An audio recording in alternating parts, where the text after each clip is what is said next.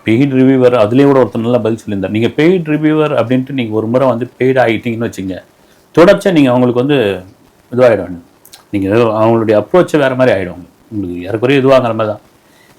Sir ஒரு படம் review பண்ணுங்கள் சார், நம்ம படத்தை பார்த்து பண்ணுங்கன்றவங்க நீங்கள் வந்து காசு கொடுக்க ஆரம்பிச்சிட்டாங்கன்னு வச்சுங்க, அதிகாரமாக இது பண்ணுவாங்க. என்னங்க அப்படி பேசுகிறீங்க, நீங்கள் என்னங்க இது பண்ணுறீங்க அப்படின்னு. அந்த ஷோலேயே சின்ன ஒரு பேசிகிட்டு இருந்தாங்க.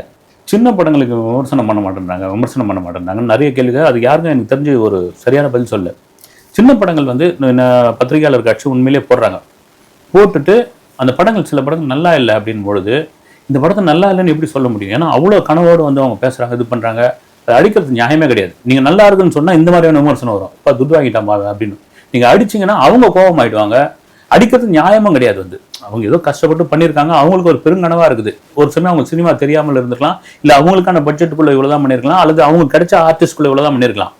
அதை வந்து இது பண்ணுவாங்க. அதுக்கு தான் சின்ன படங்கள் விமர்சனம் பண்ணாததுக்கு, பெரும்பான்மையான படங்கள் பண்ணாததுக்கான காரணம் அதுதான் என்னை பொறுத்த வரைக்கும். வந்து அதே சமயத்தில் சின்ன படங்கள் நல்ல படங்கள்னு வரும்பொழுது அதை தூக்கி வச்சும் நல்ல கொண்டாடியும் விமர்சனம் பண்ணியிருக்காங்க.